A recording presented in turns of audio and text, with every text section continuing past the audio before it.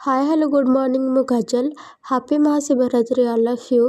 जेहेतु आज महाशिवरात्रि ओषा तो माई मते पिंधि देथिले साड़ी पिंधि रेडी हे खुशी आ बाहर पड़िथिलु मंदिर रे पहुँची देखे तो मंदिर बहुत भल भाव सजा होता।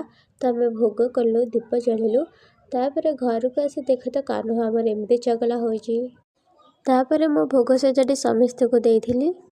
जेहेतु आज महाशिवरात्रि ओषा तो अपराह्न आमे बाहर पड़िथिलु बुलिबा पई।